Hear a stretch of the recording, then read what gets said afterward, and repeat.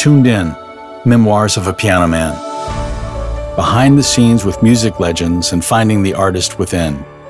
Narrated by yours truly, Jim Wilson. Prologue, Meet the Beatle. August 30th, 1985. You must be Jim. He calls me by my name. And just like that, I'm once again the 8-year-old boy who obsessed over this icon's hit songs. The pudgy kid who yearned to enrapture fans with music. The dreamer whose life direction was shaped by the trail this legend blazed. It feels like I have cotton in my mouth. Amazingly, my lips move, words come out. And I'm guessing you must be, I want to say, Paul? He laughs and extends his hand. My anxiety begins to ease. Just. I've met and worked for quite a number of celebrities by now, but this is Paul McCartney, a friggin' Beatle.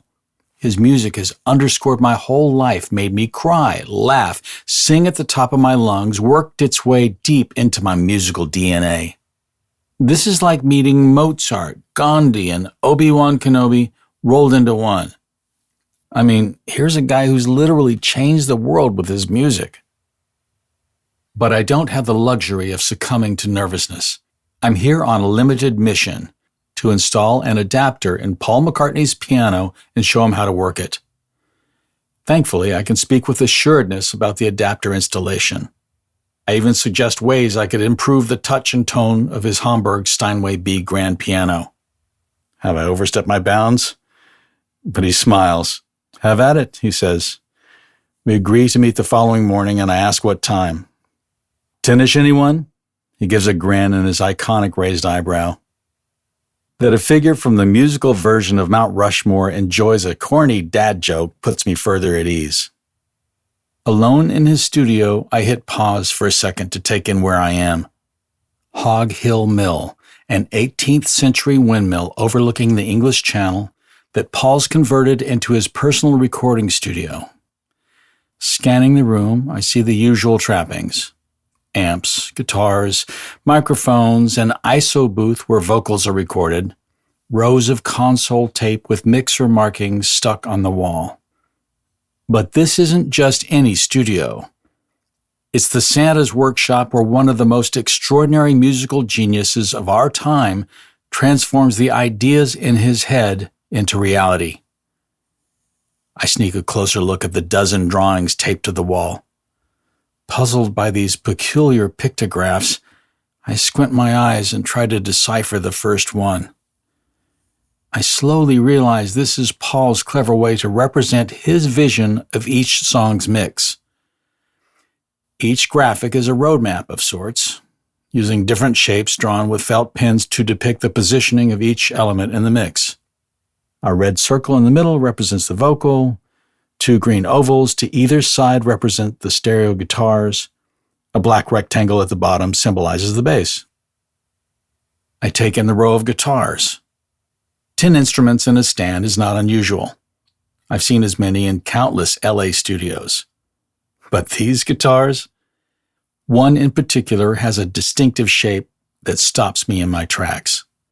I hold my breath as I ponder the history of Paul's left-handed Hofner bass, one of the most iconic instruments in all of modern music.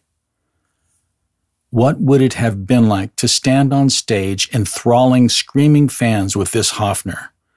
At Liverpool's Smoky Cavern Club, on the Ed Sullivan Show, in Shea Stadium, or atop the Apple Building at that legendary rooftop concert.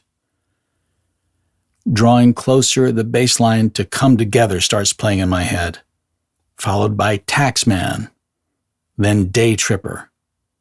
This instrument has anchored countless Beatle classics. At the Louvre, 15 feet is as close as you can get to the Mona Lisa. Glancing left and right as if there were a docent standing guard, I reach toward the strings and lightly pluck the low E. Man, if this thing could speak.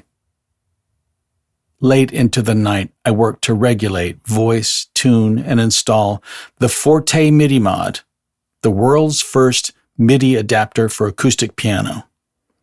Just a couple of years earlier, I had the good fortune of having a hand in its development. Bartolomeo Cristofori's pianoforte was fashioned from its meek predecessor, the clavichord, 300 years ago. Now, for the first time, it could connect to the new world of electronics via our adapter. Looking back, it's humbling to think that I, a diffident kid from a small West Texas town, would become part of a bridge from 17th century northern Italy to a recording studio on the south coast of England belonging to one of the world's most influential recording artists. For many years, I was about the only guy on the planet you could get the MIDI mod from. I had the honor of serving the royalty of rock: Elton John, Phil Collins, Keith Emerson, Pete Townsend, Lionel Richie, Bruce Springsteen.